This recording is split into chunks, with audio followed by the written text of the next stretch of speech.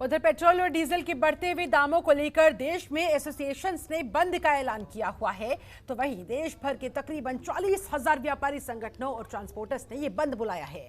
दरअसल ये बंद इस वजह से है क्योंकि ये लोग विरोध कर रहे हैं पेट्रोल और डीजल के बढ़ते हुए दामों को लेकर, जीएसटी को लेकर, ई वे बिल को लेकर और भी तमाम मसलों की वजह से अब इन लोगों का सब्र का बांध टूटता हुआ और इस वजह से इन्होंने अपनी अपनी मार्केट्स को बंद रखने का आज फैसला किया है।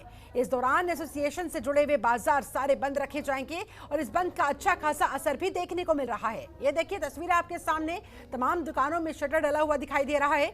वहीं उत्तराखंड में भारत बंद का कितना असर देखा जा सकता है, ये तस्वीरें बयां कर रही है। कई मार्केट्स में सन्नाटा पसरा हुआ है और इस तरह से देश समेत उत्तराखंड में भी व्यापारियों के बंद का असर दिखाई दे रहा है।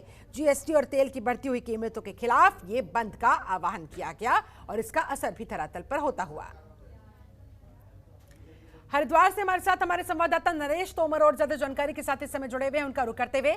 नरेश, जरा तस्वीरें दिखाए, इस बंद का जो आह्वान किया गया था किस हद तक असर वहां धरातल पर होता हुआ दिखाई दे रहा है? मार्केट से जुड़े हुए लोगों का क्या कुछ कहना है? व्यापारियों का कितना आक्रोश दिखाई दे रहा है? क्या मांग है उनकी, क्या कहना है उनका?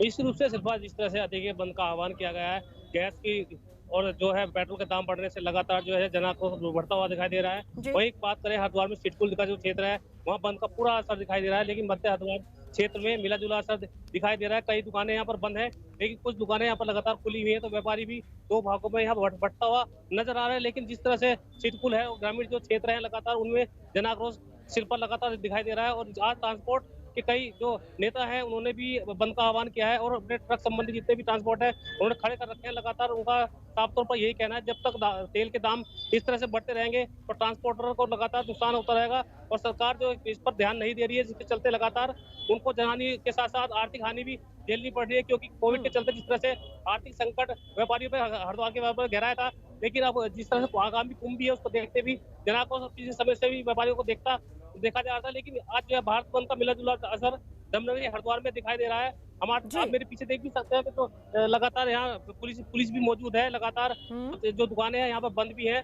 और मैं अपना कैमरामैन से दिखाना चाहूंगा कि वो कुछ मार्केट को इस तरह से दिखाए। मेरे पीछे जो मार्केट है वो लगातार जो दुकानें हैं वो खुली हुई है और जो लगातार है कुछ व्यापारी हमारे साथ हैं। अगर आप कहोगे तो मैं उनसे बिल्कुल बात कीजिए, जरा उनकी प्रतिक्रिया लेने की कोशिश कीजिए कि किस तरह की शिकायतें उन्हें हैं और किस तरह का विपरीत असर उनके कारोबार पर बढ़ती हुई तेल की कीमतों की वजह से पड़ रहा है।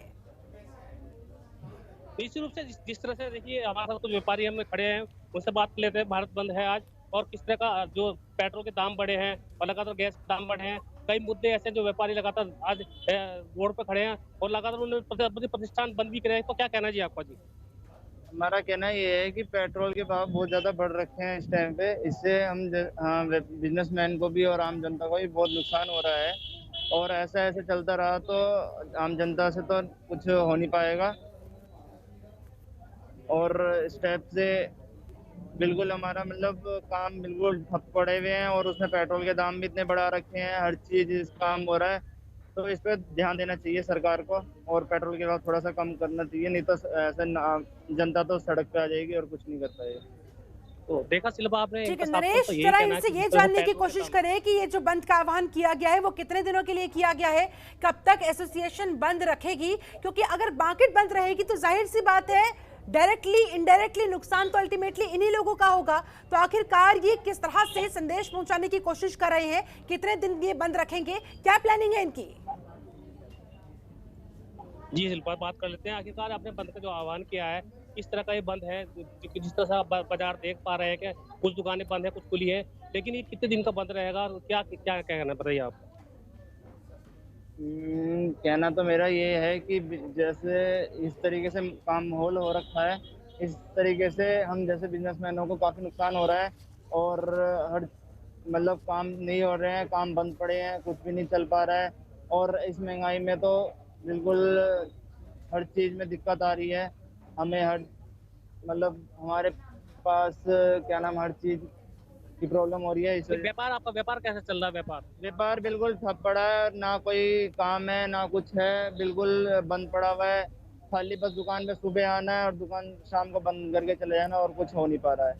ऐसे तो में निश्चित नरेश से इनसे देखिए, पूछिए व्यापारियों जरा कि का- केंद्र सरकार से राज्य सरकार से ये क्या कहना चाहते हैं।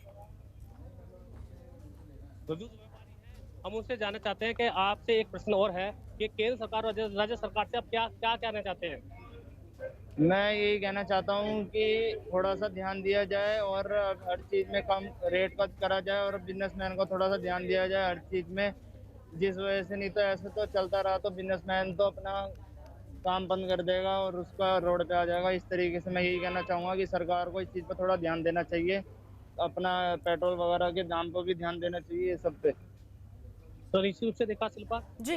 लोगों का साफ तौर पर कहना यही है कि पेट्रोल के दाम सबसे ज्यादा मार कर रहे हैं। लेकिन नरेश कीमतें फिलहाल बढ़ तो रही हैं। जिस तरह से तेल की बढ़ती हुई कीमतों पर आम जनता का, इन तमाम व्यापारियों का आक्रोश नजर आ रहा है, लेकिन लग नहीं रहा कि सरकार के कान पर कोई जू रेंग रही है। ऐसे में अब फिर आगे ये लोग क्या करने वाले हैं?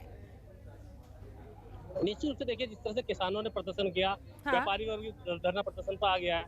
गैस की कीमतें बढ़ रही हैं, पेट्रोल के दाम बढ़ चुके हैं, लोगों का जीना मुहाल हो गया है। लोग जो है अपनी गाड़ियां नहीं चला पा रहे हैं। ट्रांसपोर्ट से जो है सब्जियों पर गहरा प्रभाव पड़ा है, सब्जियां महंगी होनी शुरू हो गई है। बिल्कुल। हर चीज पर अब महंगाई की मार जिस तरह लगातार बढ़ती रहेगी शिल्पा, तो आने वाले समय में आम आदमी कैसे अपना परिवार को निर्वाह कर नरेश, पाएगा, आखिरी सवाल ये बड़ी किल्लत आखिरी सवाल आपसे, इन्होंने एसोसिएशन ने बंद का आह्वान तो कर दिया है, मार्केट में इसका मिला जुला असर भी दिखाई दे रहा है, लेकिन क्या लिखित में भी इन्होंने अपनी ये बात कहीं किसी उच्च अधिकारी तक पहुंचाने की कोशिश की है? निश्चित रूप से देखिए, जिस तरह से इनका धरना प्रदर्शन का है, कल कई जो एसोसिएशन है लगातार आज उन्होंने प्रदर्शन किया है। टोल प्लाजा पर कई लोग पहुंचे, हाँ। उन्होंने भी कहा, और मुख्य जो बात ये रही कि उन्होंने सिटी मजिस्ट्रेट को ज्ञापन सौंपने की बात भी कही।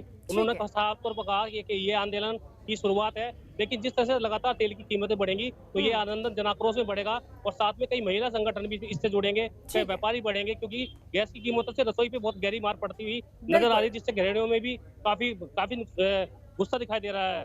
बिल्कुल। सिलेंडर के दाम बढ़ने की वजह से रसोई बजट बिगड़ चुका है, तेल डीजल के दाम बढ़ने की वजह से पूरे घर का बजट बिगड़ चुका है। चलिए ठीक है, बहुत बहुत शुक्रिया आपका नरेश तोमर, इन तस्वीरों को हम तक पहुंचाने के लिए, इस पूरी प्रतिक्रिया को हम तक पहुंचाने के लिए।